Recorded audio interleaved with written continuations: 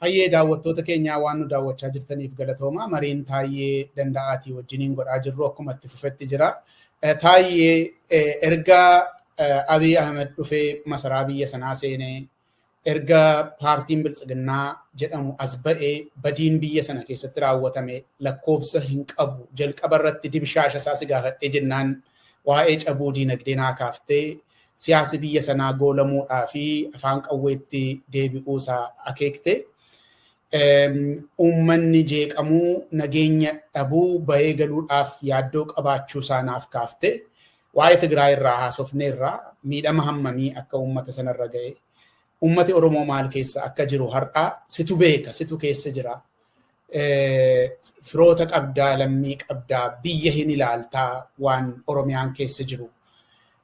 Waan hunduma isaa argaa jirtaa siin jechuu kooti. Badiin Oromiyaa irra ga'e hammana hin jedhamu. Namoonni gurguddoon Oromiyaan waggoota 7 darban kana keessa dhabanii ani qaroo Oromooti kan ofiin jedhu Hacaaluu dabalatee, Battee Urgeessaa dabalatee, Galaanaa fa'aa ijoollee qaroo yeroo qeerroo beekaman Galaanaa Immaanaa Amboo irraa dabalatee, Muhammad Amiin fa'aa Harar irraa dabalatee, uummanni buqqa'uun rakkoon nageenyaa baay'achuun har'a immoo warrumti silaa fooyyee qaban ogeeyyiin fayyaallee hin beelofne yerootti jedhanirra ga'amee jira biyyi kun. Waraanni dhumuu dideera. Atiyyuu ergamma akkuma dubbatte waraana yeroon faarsu gootan ture waraanni dhaabbatu jennaanan jibbame jette. Kana natti himtee siin jechuu kooti. Adeemsa kana hunda keessa biyyi kun hamma tilmaamuun danda'amu gararraatti baay'ee miidhameera jireenyi uummataa. Biyyi kun wanti walitti ture hundumti isaa caccabee dhumaa jira. Beelatu biyya kanatti adeemaa jira. Rakkinatu biyya kanatti adeemaa jira. Lubbuun namaa wabii dhabeera biyya keenya keessatti. Rakkinicha keessa teessee argaa jirta waan ta'eef. Rakkinoota waggoota darban kana keessa uumaman yoo hin tarreessine jennee dhugaa dubbachuu fi halkaniif guyyaa walitti haasofne waan xumurru natti hin fakkaatu. Fakkeenyuma keessaa iyyuu fudhannee haasofne yoo jenne waan xumuramu natti hin fakkaatu. Rakkinoota kana keessaa ilaalcha keetti taayi miijantee gaafa ilaaltu qoodni Abiyyii fi paartii Biltsiginnaa inni uume hammami jetta rakkoo kana uumuu keessatti?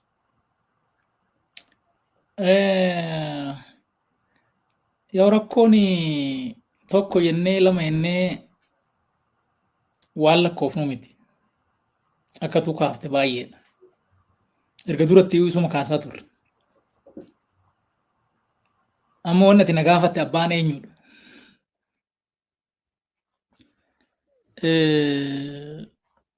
Akka yaada kiyyaatitti rakkinni kun abbaa lama hin qabu. Abbaan isaa tokkichuma. Innis Abiy Ahmed jedhama. Biltsiginnaa waan jedhamus hin jiru. Gubbaa haga jalaatitti waanuma inni godhetta. Akkuma inni barbaadetti ta'e.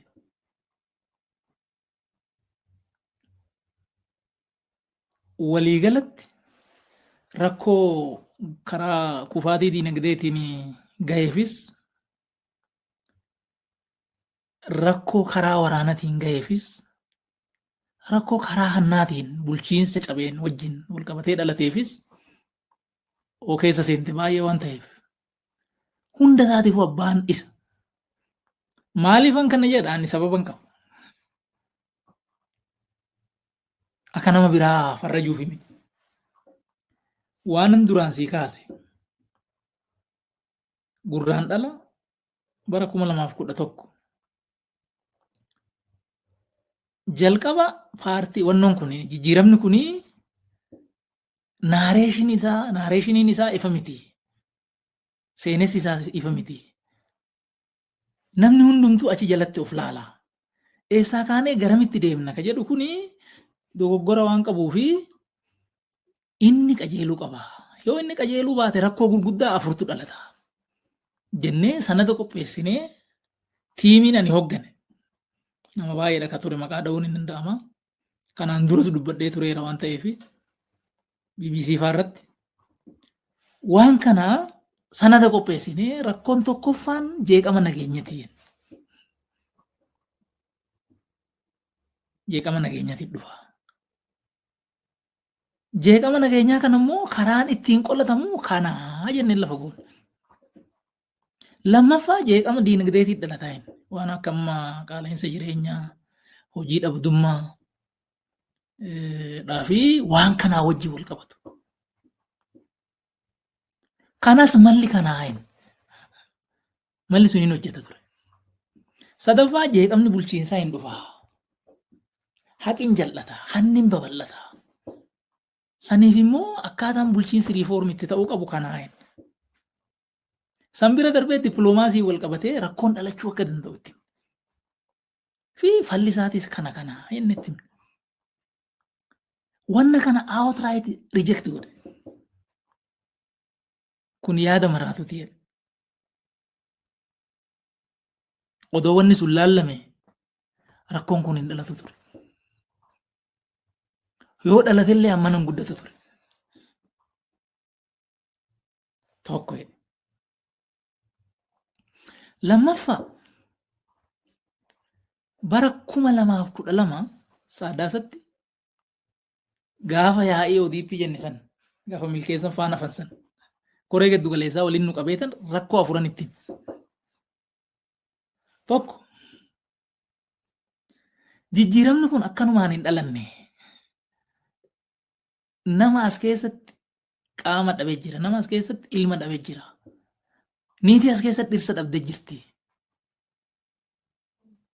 Jijjiiramni kun akka abbaa godhatuuf warra wareegama as keessatti baase kana rikooginishinii naa kennamuufi, beekamtii naa kennamuufi, beenyaan illee warra miidhaan guddaan irra ga'e beenyaan illee haa kennamuufi. Hin jedheen. Yaadannoo qabate. Lammaffaa dargaggeessi kun miira waraanaa keessa ture, miira qabsoo keessa ture. Gara nagayaatitti fiduu barbaachisaa. Tokko maayindi seetinuu gara nagayaa akka dhufu. Lammaffaa immoo carraan hojii bal'inaan uumamee akka hojiidhaan qabamu gochuu barbaachisaa. Yoo kana ta'uu baatee dargaggeessi kun hojii dhabee yaanni isaa duruu achi jira. Qabsoo ofii fide kanarratti deebi'ee finciluu danda'a jedheen. Sadaffaa hanni ariitii baay'eedhaan fiigu jira. Ammoo wayyaan illee nyaate. Nus hin dhiisu wanni kun. Dubbiin hannaa kun luugamattaa godhamu jedheen. Afuraffaan itti gaafatamummaadha. Itti gaafatamummaan yoo jiraachuu baate sirni sirnan ta'uu jedhe. Nama aanaa tokkotti akka godhee aanaa biraa jijjiiranii sadarkuma sanin muudaa oo barbaadan ol guddisaa wanni kun sirna hin godhu. Iftoomin itti gaafatamummaan dhufuu qabaa jiraachuu qabaa kan akka yaadannoo qabatee achumaan galee callisa.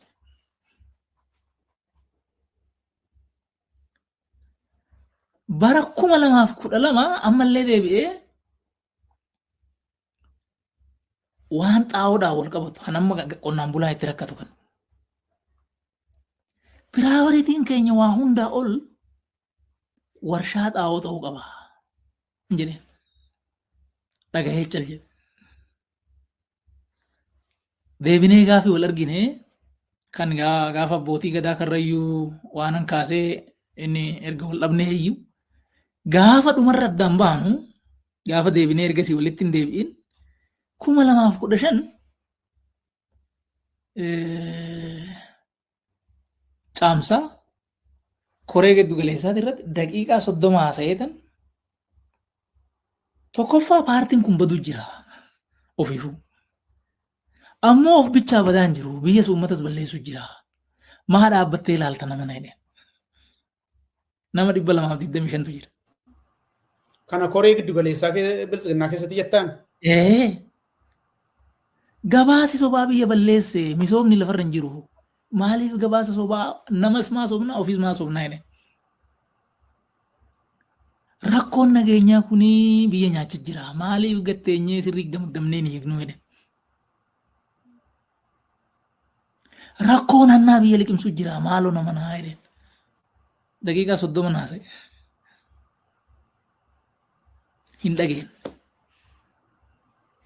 inni xiyyeeffannoon isaa ijaarsa masaraati ijaarsa riizoortiiti ijaarsa paarkiiti rakkoon haadha hiyyeessaati irratti ga'u rakkoon daldalaa irra ga'u rakkoon ogeessa fayyaa irra ga'u beela'uun isaa hajaasati miti barsiisan beela'ee badee homaa hajaasati miti dhaloonni doomee hajaasati miti so waliigalatti rakkoo kana abbaan isa odoo inni kallattii kennee namitu hin jiru ajjeesaa ho'edhan deemanii ajjeesanii miti qajeelchaa ho'edhan akkamii qajeelchuu didan so biltsiginnaa waan jedhamu doon ta'in abbaan rakkina kanaa dhibbarraa dhibbatti isa akka ta'e an keessa turee wajjin turee tan arge waan ta'eef akkas. Hayyee taayee gabaasa Reuters kanan iskiriinii irra kaa'e sitti mul'ata jedheetan yaada. Gabaasi kuni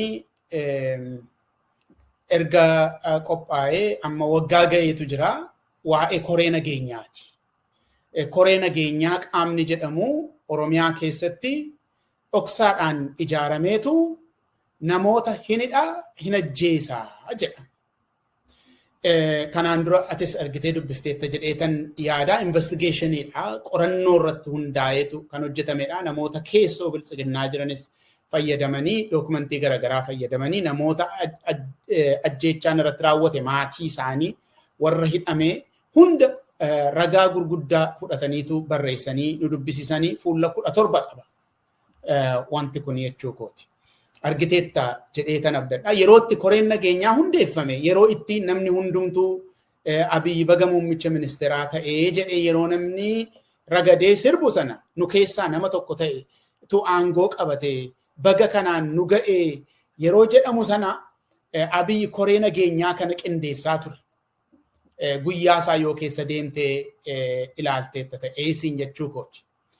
Wanta kanarratti giddugaleessa irraa eenyu faan akka hoogganan maqaan asirra kaa'ame jira. Maqaan namootaa jira. Namoota ati beektu giddugaleessa irratti jechuudha. Akkuma kana immoo godinaaf aanaa irrattis diriirfamee hamma gandaatti jira. Wanta Oromiyaa keessatti raawwatamu lubbuu namaa balleessuudhaaf nama hidhuu koree nageenyaa kan jedhamu kanatu hojjetaa jedha Reuters kun. Wanta Reuters nu dubbisiiseen alatti waa'ee koree nageenyaa dhaloota taatii fi akkaataa inni hojiirra oole wanti ati beektu jiraataa? Koreen nageenyaa jiraachuun hinuma beekama. Wanni gariin waan barreeffame achitti arguun alatti koreen kuni waan kana hojjetaa ka jedhu kallattiidhaan ani honestly speaking nama ajjeesuuf gurmaa'ee seeraan ala nama hidhuu fi ka jedhu sadarkaa sanitti hin beeku garuu haala nagaa gamaggamuu fi ka jedhutti hin beeku. Wannan achitti irraa sirriitti hubadhee laalu maalinni gaafa abbootiin gadaa karrayyuu ajjeefamanii murtee aangawoota gurguddootiin ajjeefaman. Jarrisu. Yaa sun qorannoo waan barbaaduuf eenyu abbaanii yoo ka jenne laaluu dandeenya. Murtiidhaan akka jarri suni rashanaman nan beeka. Wanni kun immoo warra koree nageenyaa jedhamu kanaanuma gubbaa jiru jechuudha. Achuma keessaa kana sirriitti hin beeka. Wanni lammaffaan an beeku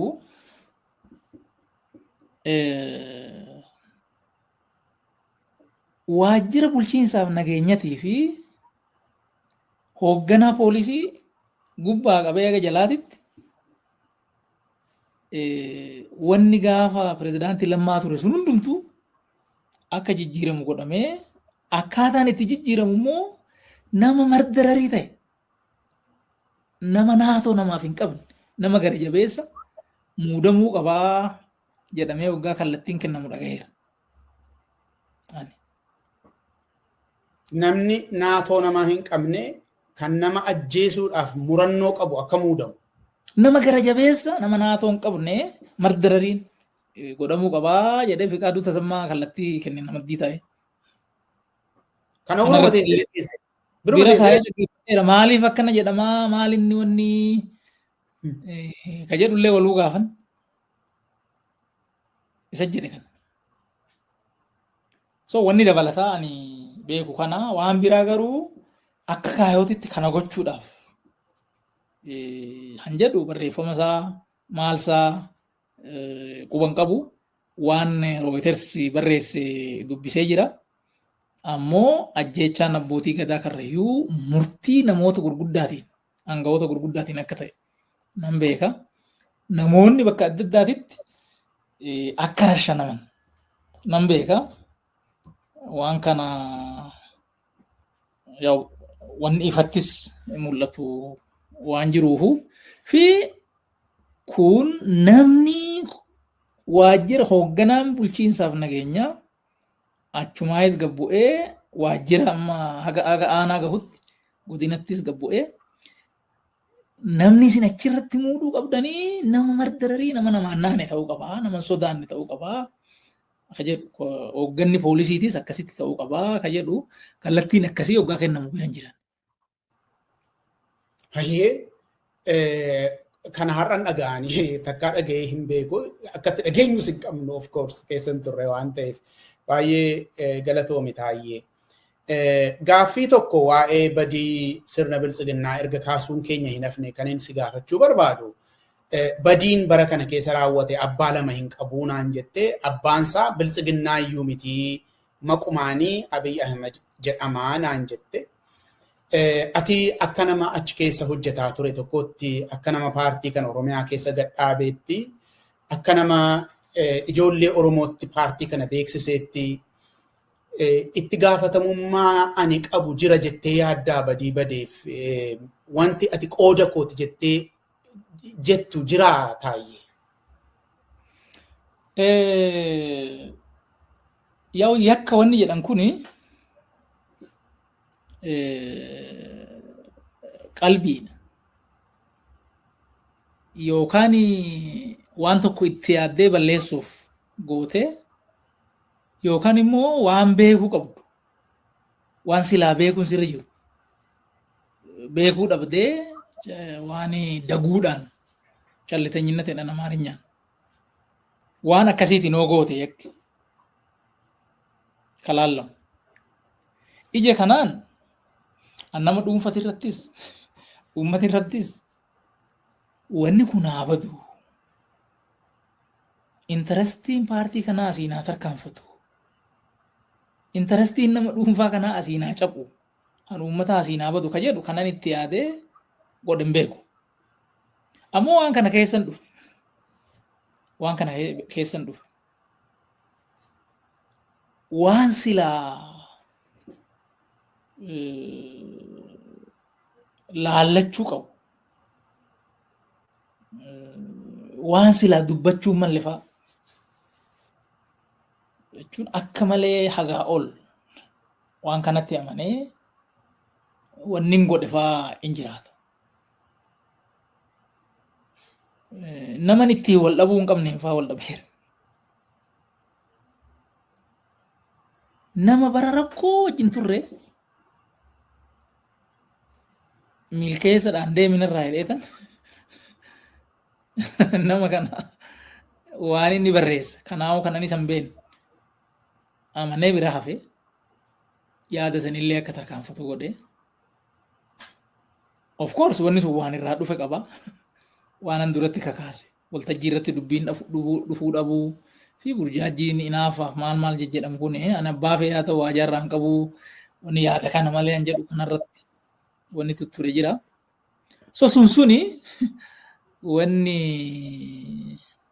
anis ofitti hin beekne kanoo qoratame fa'aa argamu an balleessee jiraannaa itti gaafatamuu hin qabu. Jechuun wanni ta'uu qabus kana boru. Ofii gaafatama dheeffitee namni biraa haa gaafatamu jechuun dandeechu. Ammoo bakka gaafatamni hin jirretti wanni qajeelu hin jiru. Sirni karaa qabachuu danda'u hin jiru. Boruus kan ijaaramu hin jiru. Kanaaf ani addatti ta'ee jedhee uummata kana miidhuuf yookaan nama dhuunfaa miidhuuf yookaan paartii siyaasaa tokko miidhuuf wanni an godhe ofittiin argu achi keessatti garuu daguudhaan waan namicha kana namatti lallabu nama fudhachiisuun kiyya I think wrong. Intaadhaaf garuu immoo yaada laalleeti fi ambiraa soo jiraate akkasitti gaafatamuudhaaf ani qophiidha jechuudha. Hayyee galatoomi taayyee. Mee utubaawwan aangoo sirna Abiy Ahmed irraa waan tokko lama dubbanna.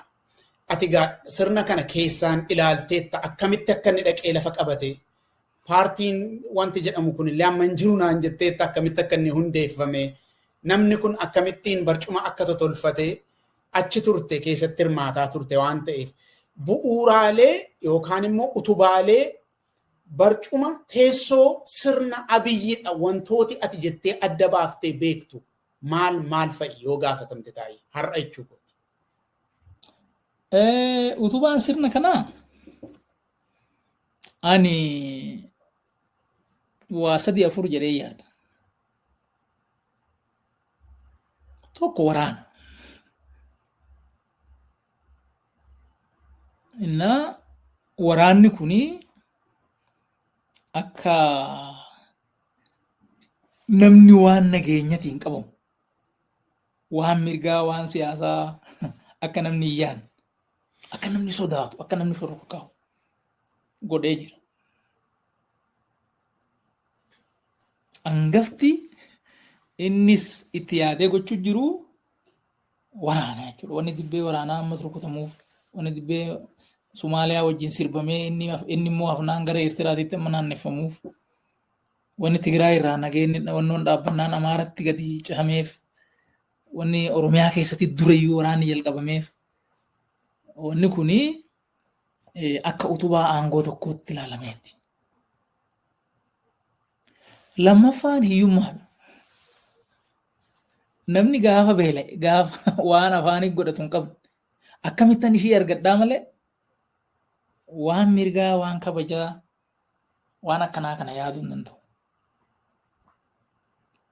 So wanni namni hiyyoomeef wanni waraanaa wal qabatu wanni imaamataa wal qabatu wanni biraa akkuma jirutti ta'ee lammaffaan akka tarsiimotti hiyyeessi aangoo kiyyaaf yaaddoo miti jedhee waan yaaduuf. Miidil kilaasii poolitikaa keessa saayinsii keessa sin jiran seewwanni sun miidil kilaasiitu xiqqoo poolitikaa irratti aktiif ta'a malee hiyyeessi gara gadaan jiru homaa nama hin godhu wanni jedhu jira. Sadaffaani ololaan uummata adda diiguudha. Ololli argitee gosaaf gosa amantiif amantii paartii keessatti illee hiriyaaf hiriyaa manaaf mana keessatti akka namni waliin taane akka namni yaada tokko hin qabaan akka kuun kaan shakku waan akkanaa kana gochuun jira.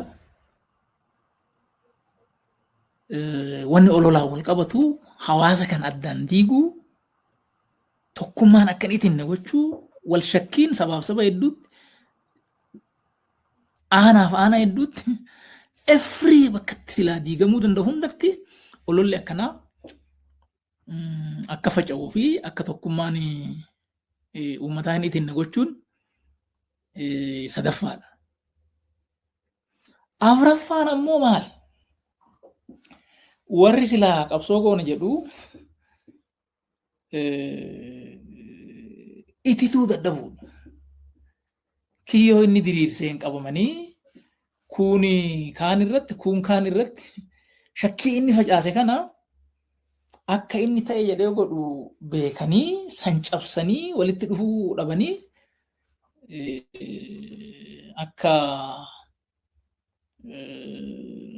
inni barbaadutti naareeshinii wal faallaa keessottis ofiifuu ammoo daangaa cehee kan bakka biraatii qabsaa'u wajjin akkasitti waan wal dhiitu waraana dalgaa keessa galuun wal diddaa dalgaa keessa galuun utubaa waan kanaati ka jedhu yaada jechuudha.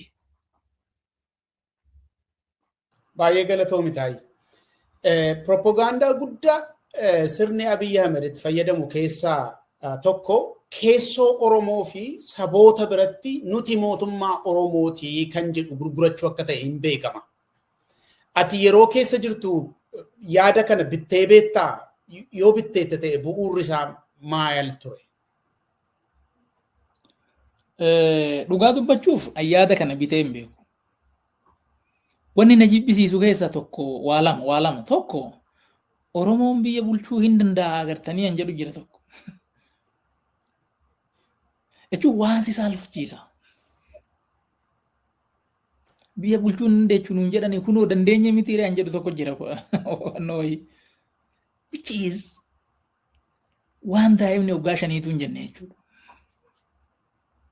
Jechuun wanni sun tokko na jibbisiisa. Lammaffaa wanni kun waan Oromooti jedhanii gaafa lallabanii wanni kun tokkoffaa innuu miti. Lammaffaa odoo ta'ee hin himani waan akkanaa. Odoo ta'ee waan akkanaa himan. Ammoo an honestly ammas biyya kana keessatti sirna fedhii faayidaa Oromoo eegu malee mootummaa Oromoo miti anan nan barbaadu. Sirni jiraatee itti gaafatamummaan jiraatee iftoominni jiraatee fedhii faayidaan Oromoo akkuma fedhii faayidaa sabootaaf sablammii biraatitti walqixxee ittiin eegamuu danda'u. Malee sirna Oromoo wanni jedhan honestly qalbii kee keessa hin jiru ammas. Sirna kana ana toogganamoo Kuraabbaachoo toogganamoo Agos toogganamoo abbaa biraatis waan biraatis. Wanni godhamu sun garuu nama hundaafuu qixxee ta'ee mirgi nama hundaatu eeggamee walqixxummaan dhugoomee haqi jiraatee nagaan jiraatee namni jiruu wayyaa qabu hoo jiraatee kana wanni godhamu qabu. Oromoon mataarra taa'ee namni maqaa afaan Oromoo dubbatu namni maqaa Oromoo himatu ammoo haati Oromoo mana wajjin gubatte yoo ta'e wanni sirna Oromoo nama jechisiisu maali?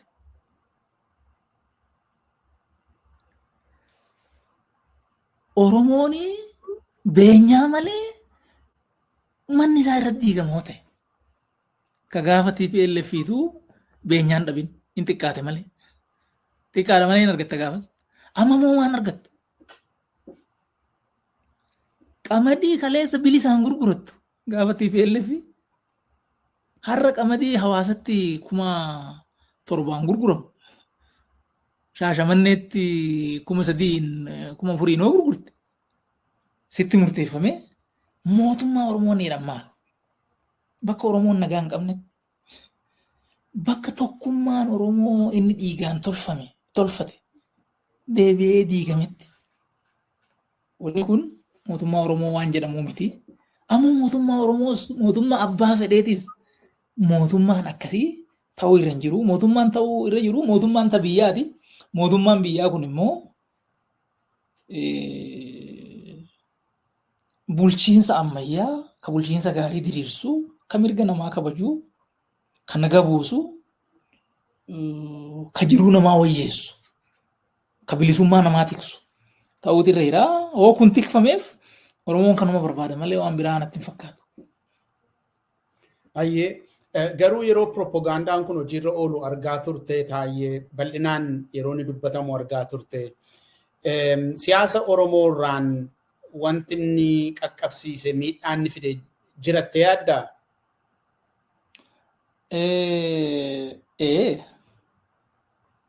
Miidhaa qaqqabsiisee jira. Mee akkamitti? takkaa jedhee hin beeku waan kana ofii kiyya namuu barruu kiyya keessa sin jiru dubbii kiyya keessa sin jiru laaluu dandeecha namuu laaluu danda'a jedhee hin beeku. Wanni kun immoo jedhamuu hin qabu dubbannee beekna. Gaafa amma Bahar Daar dhannee wannoo gowwomsinee dhufnee maali qumaara maal siyaasa jedhame suni Qumaara nyaannee galle. tokkoffaa hoggasumaa wanni kun sirrii miti akkam jettaa gaafa jedhamu bira hin jira waan ta'eef maaliif akkanatti jedhamaa jedhee gaafadheera. Eenyuun gaafatte? Ergasii booda immoo gaafa inni miidiyaa Eenyuun gaafatte? Shimallis Ayyee. gaafas koominikeeshinii irra ture miti dhaan. Ayyee. Wanni kun koominikeeshiniin akkanaa hin jiru akkamitti akkana jettaa jedhee gaafadheera. Itti dhiisedha. Lammata immoo gaafa wanni kun miidiyaatti bahu wanni kun bakka nun bu'u nuyi waan obbolummaa waan ida'amuu malee waan qumaaraa quban qabnu jedhee ibsa kenneera. Tokko takkaa jedhee hin beeku. Garuu maal inni miidhaan inni geechise yoo jettee namoota hubannaa bal'aa hin qabne namoota fayyaaleeyyii wanni kun gowwoomsee jira. Mootummaa Ilma Abbaa Gadaa, mootummaa Oromoo, mootummaa maalii kan jedhu kuni gowwoomsee jira. Bakka biraatii mormiin gaafa ka'u akka waan Oromoon mormameetitti akka namni ilaalee wajjin duula bahu waan kana godhee jira jechuudha. Oromumaa immoo Oromoo waan kana sirrii miti jedhee ergamtuu diinaa jedhamee akka dubbatamu godhamee jira.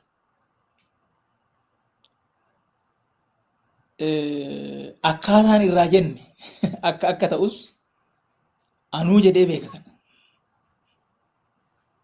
Jechuun yaa'u hariiroon nu TPLF wajjin qabaachaa turre jira. Haga dubbiin sirriitti nu dhufin namni waan kanaan faallaa deemu akkuma waan TPLF tumsee dhufetti sadarkaa itti hubannee jira parsonaali.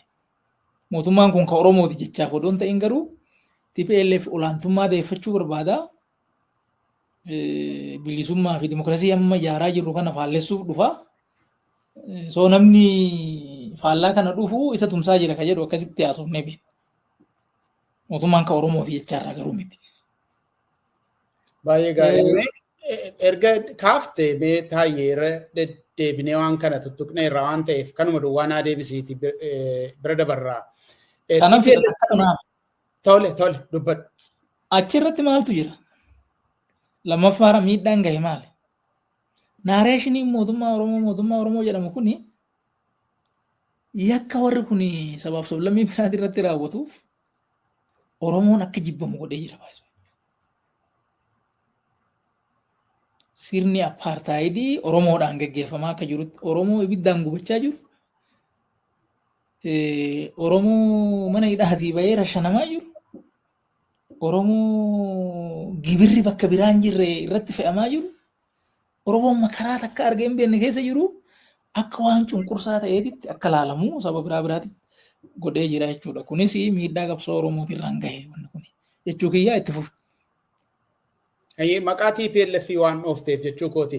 TPLF'n erga aangoo giddu galeessaa dhabee booddee sodaadhuma Abiyyi moo dhuguma erga inni aangoo giddu galeessaa dhabee baqatee naannootti galee booddee dhuguma sodaa ta'a kan jedhamu gama qabdaati yeroo sanatti jechuu kooti.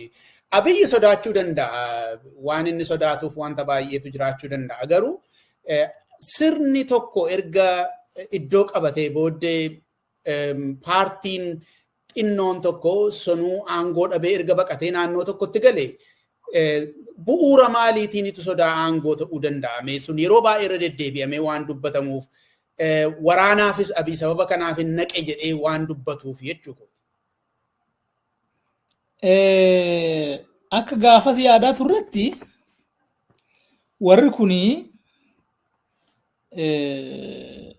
security biyya kanaa keessatti dhibbarraa gara 90 qabaachaa turan. So security'n biyya kanaa hin jiru jechuudha. Almost harka 8 kun haarofti ganaa ijaaramee galu kuni sadarkaa muuxannooti sadarkaa maalitti hin jiru. San hin gitu.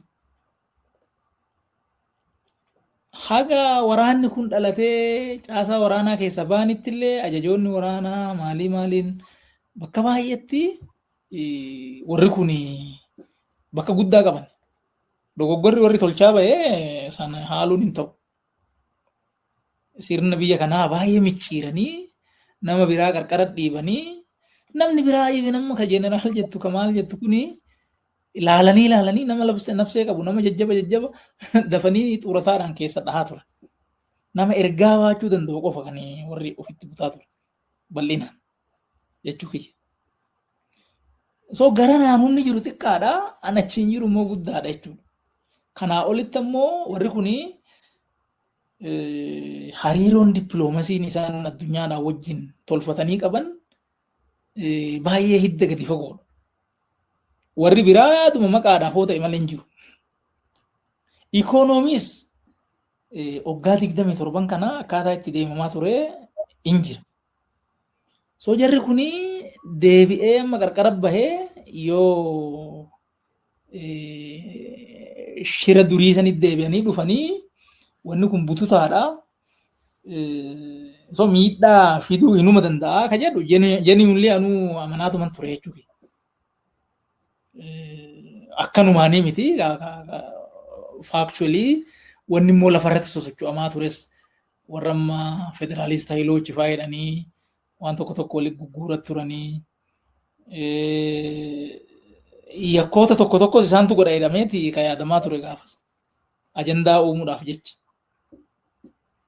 So sanirraa kaaneet yaaddoodha jijjiirama kanaa fi jedhamee yaadamaa ture sun akkasumatti ture. Hayyee utubaawwan aangoo sirna Abiy Ahmed asumarrattiin goolabaa. Mata duree xiqqoo ittaantu garuu murteessaa kan ta'e tokkottan si dabarsaa. Argama qabsoo biyyoolessaa Oromoo muuziqaa booddee. Hayyee daawwattoota keenyaa waan nu daawwachaa jirtaniif galatooma. Mariinuu Itaayyee wajjin goonuu itti fufee jira.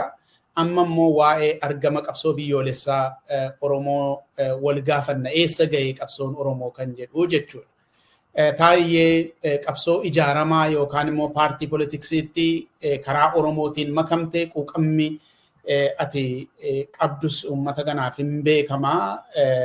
Duras itti adda bilisummaa Oromootti makamuudhaaf ijoollee ijaartee deemtu qabamte. Ergasii waa'ee Oromoo biraa hin deebine.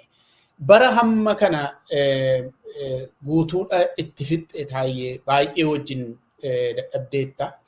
Even sila yeroo waa'ee OPDO seenuu si gaafadhu qabsoodhumti uummata keenyaayyuu ija godhachuu kan danda'u karaa kanaan jedhee waan amanee fi gamaagama mataa kootii godhee hiriyoota kootii wajjin waliigallee seeneeraa naan jedhe. Qabsoon Oromoo eessa ga'eerra?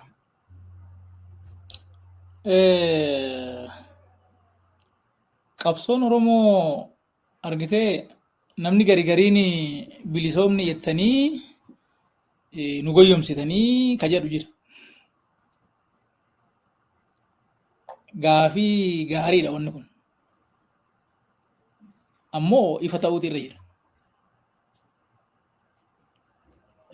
Bakka qabsoon Oromoo irraa ka'e nama addeessuun baay'ee hin barbaachisu. Oromoon an Oromoodha jedhee gaafa inni yaaduu hin dandeenye irraa ka'e. Gaafa inni gosaan of beeku irraa ka'e. Gaafa afaan Oromoo dubbachuu yakka ta'e irraa ka'e.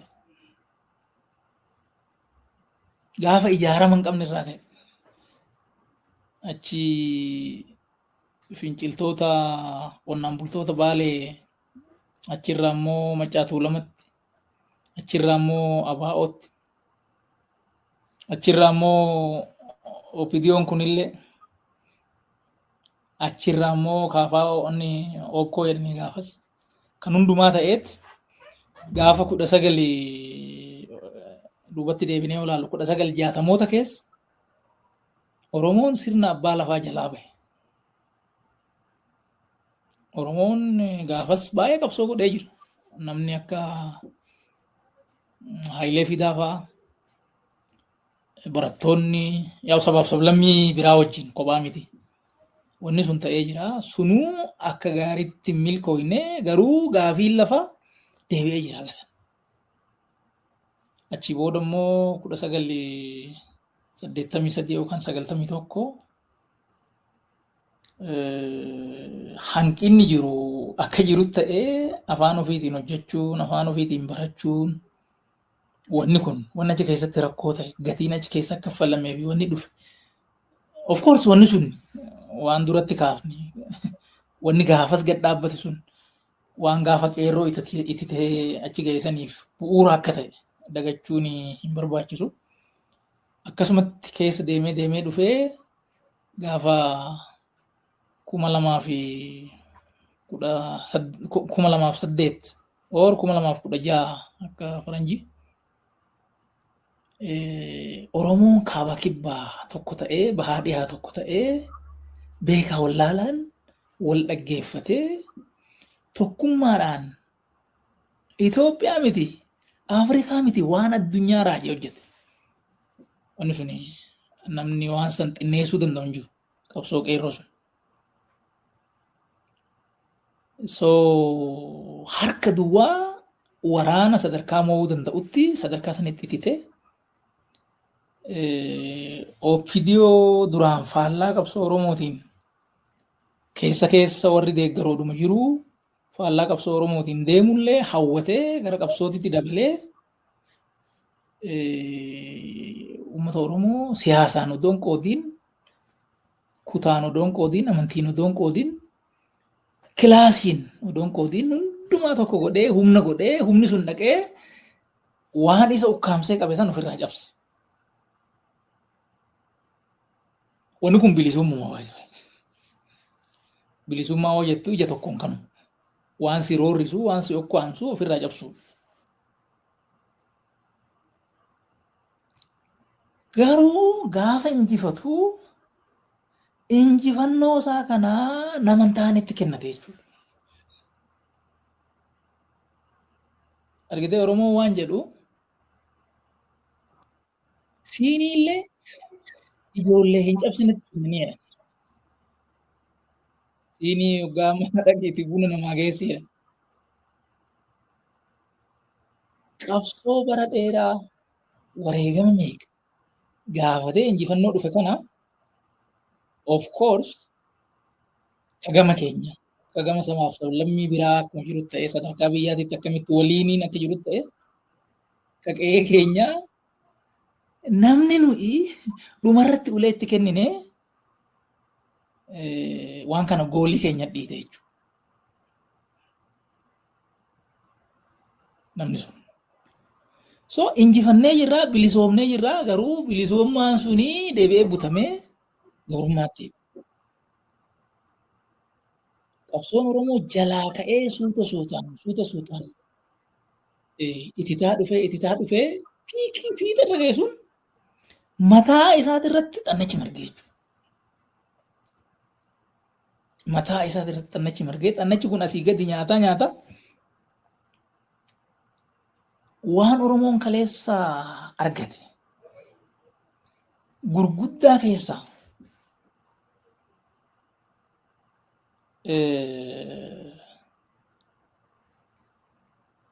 caccabsee jechuudha. Tokko maali? Oromoon dhiigaaf lafeedhaan tokkummaa ijaarrate. Tokkummaa kana hin nyaate jechuudha wannoon kun. Xannachi kun. Wanni hoggaa 5-6 kana keessa turre burjaajjiin kun achii dhufe. Xannacha kana tokkummaa nuyi makaraa meeqaan hayyoonni keenya itti meeqa wareegamee ijaarratan isa nyaate.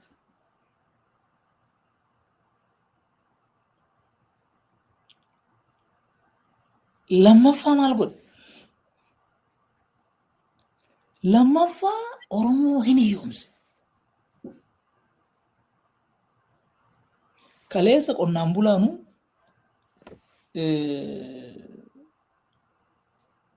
jechuun jiruun hinuma jira baay'ee gaafa wayyaanni tu. Ilma isaa akkuma gaarii barsiifata namni. Atis akkatti baratte qabda anis akkanitti baradheen qaba. Ammoo namni baratee wayitti ba'e warra qarqaara. Asuma taa'ee jechuudha. Humna qabu. Amma haadha abbaati isa qarqaara. Odoo biiroo mootummaa hojjetu nyaatee buluu hin danda'u. Ammoo ana achi jiru humna hin qabu. Hiyyoomee jira jechuudha Oromoo. Kaleessa caalaa har'a. Wanni qabsoofneef garuu qananiif. Oromoon kalee nagaa qabu. Halkan bakka feetee kaatee bakka feetee dhatte gaafa wayyaane namni quba sitti buusu hin jiru. Amma hin jiru. Si butanii 500,000 fidi siin jedhe. Miliyoona fidi siin jedhe. Hoo qabaachuu baate si ajjeesan. So qe'een Oromoo nagaan qabu. Waraanni hin gubu. Loon irraa qalata hin saamama. Laal kana. Arfaffaa safuu Oromoo cabe. Dhiira gudeedama.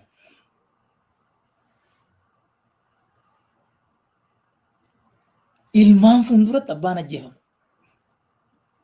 Dhirsa fuulduratti niitiin gudeedamte. Abbaa gadaa ajjeefama.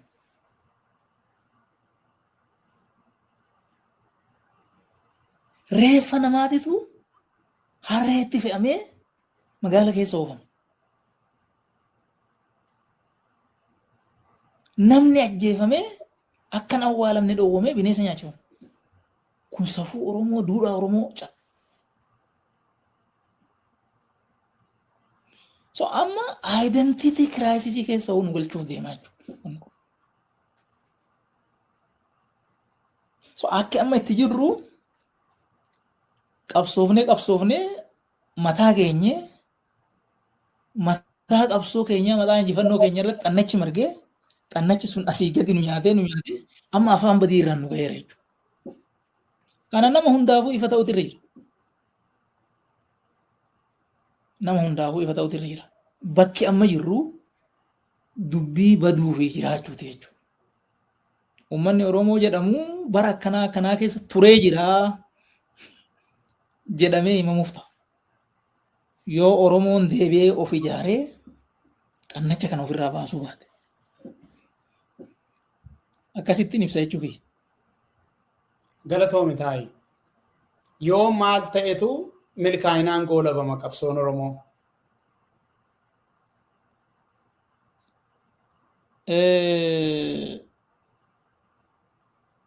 Oromoon humna guddaadha. Waan kana immoo seeteedhaan miti anaa sobnu waan agarre. Waan namuu beeku. Humna harka duwwaa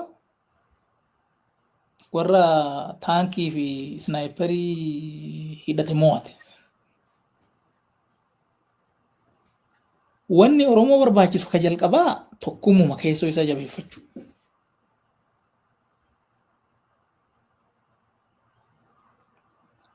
Lammaffaan sabaaf sablammiidhaan wajjin hiriira isaa tolfachuu.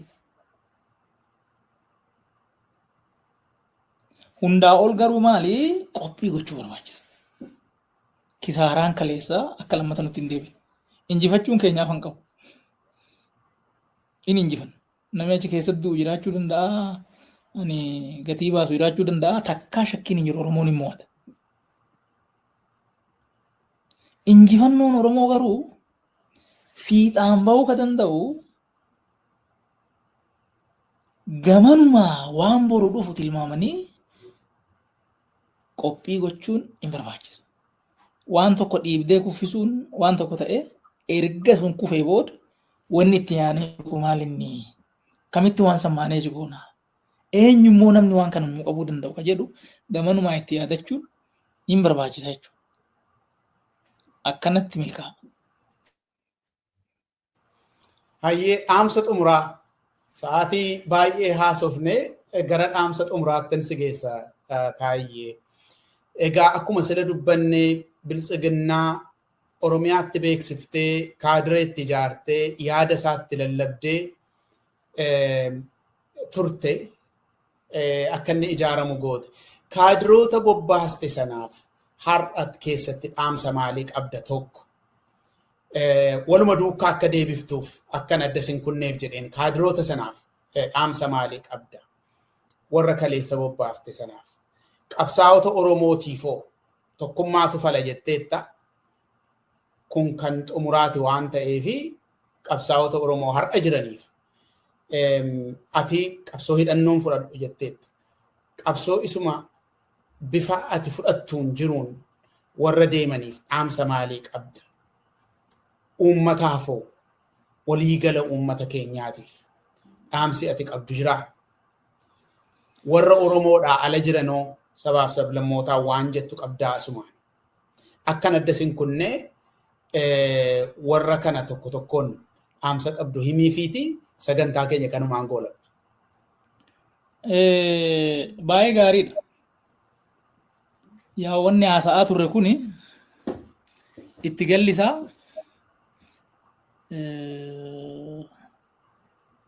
eenyu maal haa godhu rakkoo kana hiikuufi ka jedhu.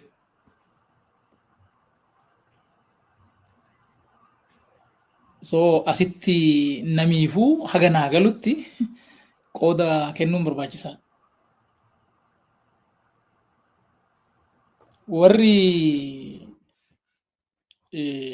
ani ammas kaadireen, milishaan, poolisiin, hojjetaan akka naa galutti dhibbarraa harki 99 ofiifuu rakkataadha. Yaa rakkatee garuu nama rakkisuu danda'a. Maal jechuudha kun? Odoon jaalatin deemii nama darare yoo siin jedhan yoo filannoo biraa dhabdee ijoollee qabdaa nyaachisuu fi maali godhuu dandeecha. Garuu galtee raftu.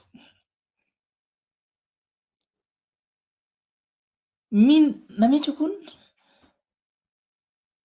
rakkina inni keessa jiru laalate. So wanni irra gadee jiru kuni murna xiqqaa wayii ka ofiifuu jiruu asii hin qabne kan hatee yookaan Dubaayitti yookaan bakka biraatitti mana ijaarrate ka ijoollee ofiillee asii baafate ka bakka biraatti barsiifatu. Murna xiqqaan jira. Isarraa kan hafe nama hundaafuu biyyi tun tanuma isaati. Kanaafuu yeroo hunda gara uummataa goruun keessottis qabsoo gochuun waan silaa barreeffamee jiru kaan irraa wal sodaachuu dhiise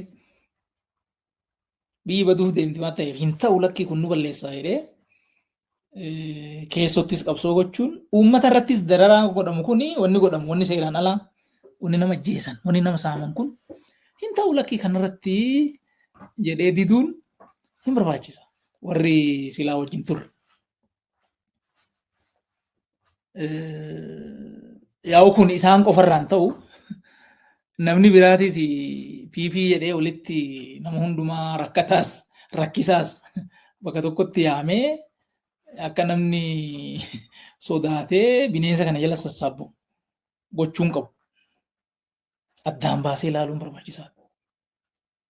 Namni gaafa biyyi tun diigamte bakka dhaquu hin qabne. Kanuma uummatuma kana wajjin baqatu. Baay'eedha. Milishaan sababa kanatti manaa buqqa'ee bakka biraatti rakkataa jiru guute. Hooggansi waan kana keessa odoo deemuu inni du'ee ijoollee isaa tisiisnii fi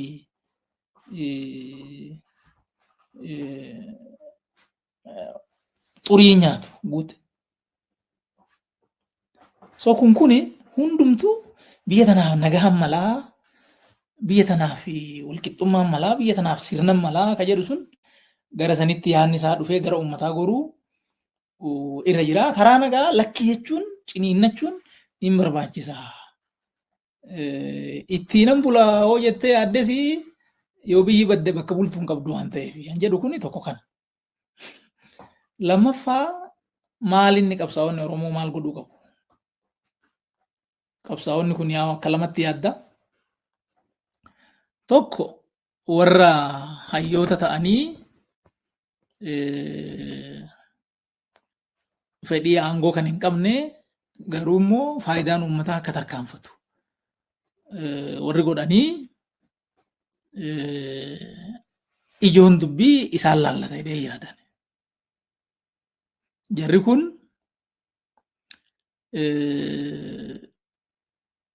gaafa qabsoo qeerroo san wal bira turanii walii wajjin hojjechaa turanii walii wajjin hojjechuun isaanii immoo uummata kana tokkoomsuu keessatti, humnoomsuu keessatti, onnachiisuu keessatti qooda guddaadha qabaachaa ture.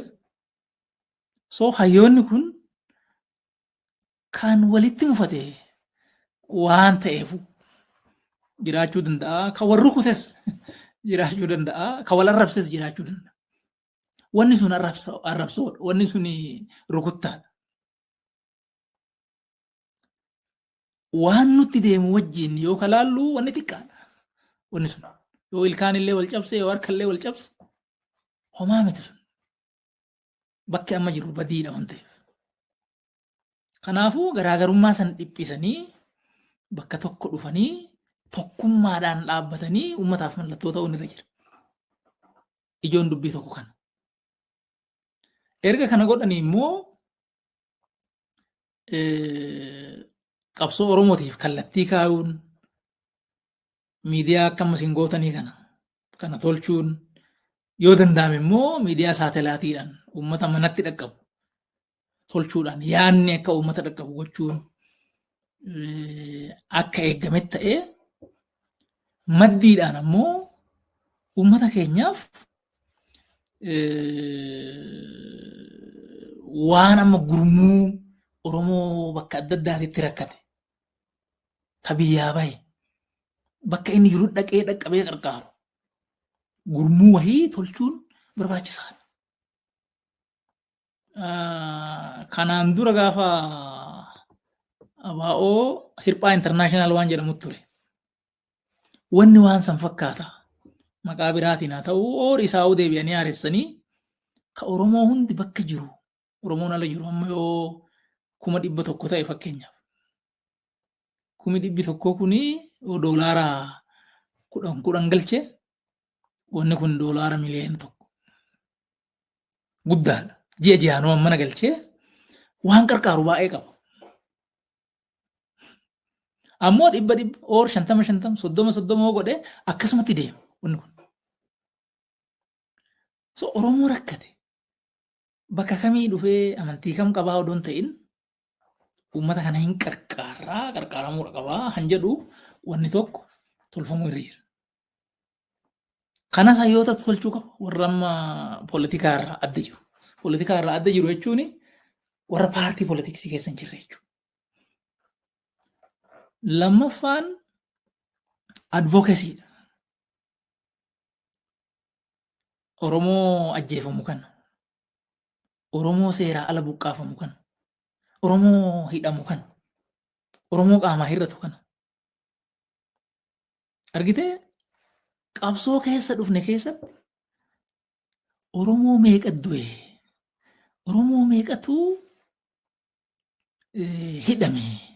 Oromoo meeqatu qaamaa hir'ate? Eenyu maqaan isaa hoo jettee ilaalte hin jiru. Waan nama gaddisiisu. Gaafa Zuwaayii turre warri ONLF tokko nu wajjin ni turan. Namni isaanii ka maqaa qabsoo isaaniitiin hidhame ka maqaan isaan galmaahin takka hin jiru. Namni qabsoo isaaniitti irratti du'e ka maqaan isaan galmaahin guyyaa inni itti wareegame wajjin hin jiru. Nu bira wanni jiru xiqqoo toora kanatti hanqina jira waan ta'eef advookasiin kan waan akkanaa kana jala bu'ee gurmeessus galmeessus warri siyaasa ala jiru kun tolchuu irra jira. Soo hayyootaaf wanni an dhaamu kana. Qaamolee immoo hooggantoota siyaasaa ta'an paartiin gurmaa'ee warra jiru Jarri kunis tokkoffaa paartuma ofiitu qajeeltoodhaan ijaarrachuu qabu. Namni paartii gaafa ijaaru maal inni kaayoon kenna?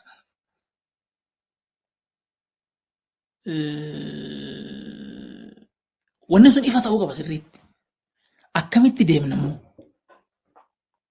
Akkamitti nama filan? Hojimaan keenya maal? Saniinuu of ijaaranii of jabeessuun baay'ee barbaachisaadha. Achittuu. Erga immoo kopha kophaatti of jabeessanii booda immoo ajandaa waloo uummataati irratti kan paartiin itti nama addan baafu waan nagaa uummataati irratti waan tokkummaa uummataati irratti dhimmoota silaa national interest uummanni kun akka walootitti qabu irratti paartii abbaa feetee yoo taate hundumtuu awwal faana qabaachuu danda'u. Kaalcharii isaa promoot gochuu irratti aadaa isaa irratti. Hariiroo immoo hariiroo gaarii obbolummaa sabaaf sablammii wajjin qabaachuu qabnu irrattis dhimma akkanaati irratti immoo hundumtuu gurmaa'ota irra jira. Bilisummaa uummanni kun gadadoo amma inni irra jiru kunis akka irraa bahu irratti aangoo qabachuu waan biraati. San irratti akkasitti deemuun barbaachisaadha. Uummata keenyaan maali wannan jedhu? Uummanni keenya jalqaba irratti humna isaa beeku. Inni tokkoomee kaanaan inni lakkii jennaan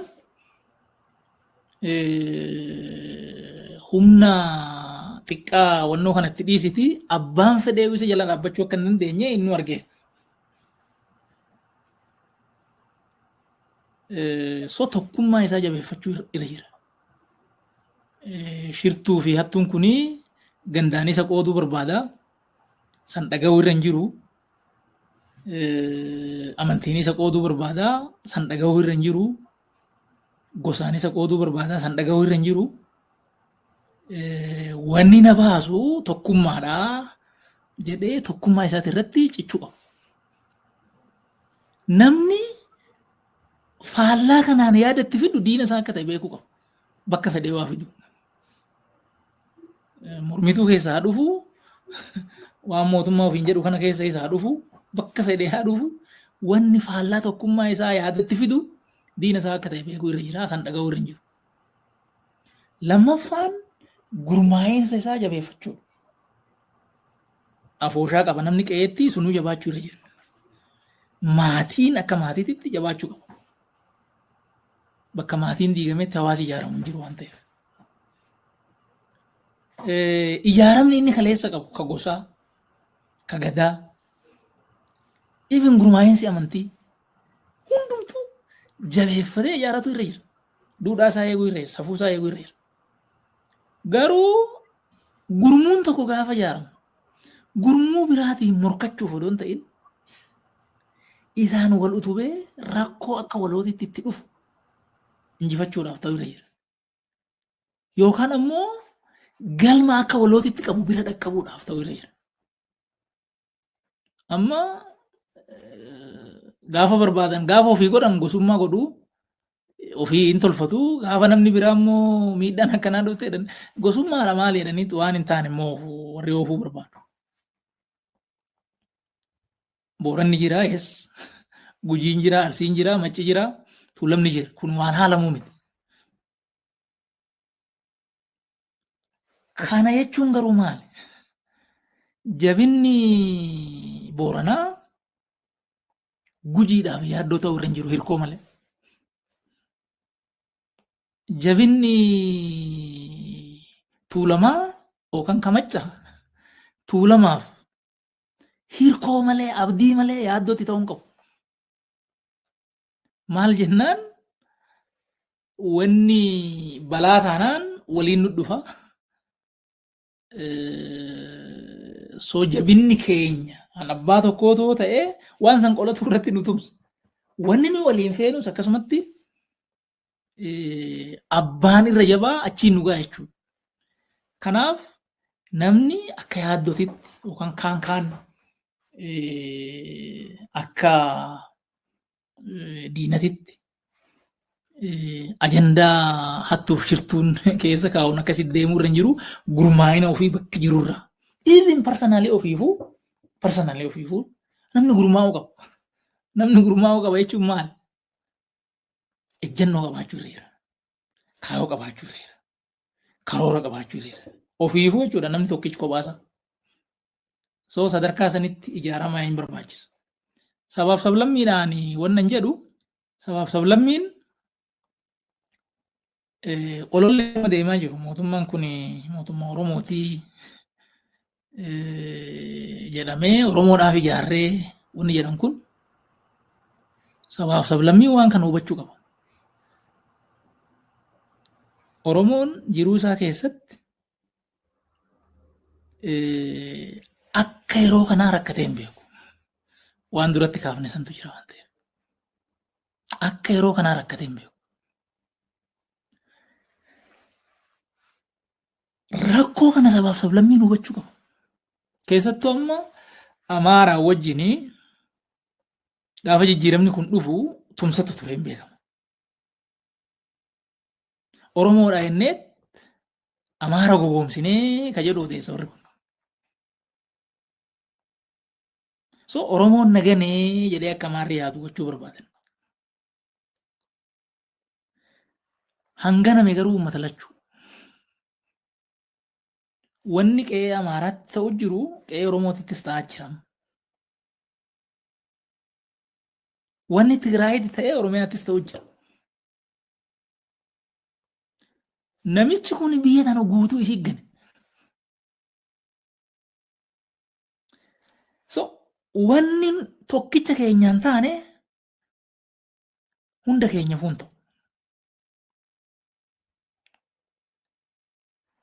Haqaan, bilisummaadhaan, walqixxummaadhaan, obbolummaadhaan yoo hojjetame biyyi kuni hiyyatti miti. Nu darbuu hin danda'a. Namiyyuu ol guddachuu dandeenya. So shirtuu fi hattuudhaan qabamee sabaaf sablammiin sabni tokko saba biraati irratti amantiin tokko amantaa biraati irratti waan akkanaa kun yaadamuun akka hafu fi waltumsi qajeeltoo irratti hundaa'ee ijaaramuun akka irra jiru dhaamuun barbaada sabaaf sablammiidhaaf.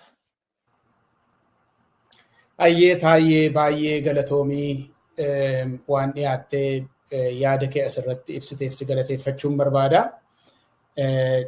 Daawwattoota keenyaa turtii addaa Taayyee Danda'aa Araddoo waliin mata duree jedhuuni marii hamma ammaatti goone asuma irratti goolabna. Waan nu daawwattaniif galatoomaa isiniin jechuu barbaanna. Qophii biraadhaan amma wal arginutti nagaan turaa.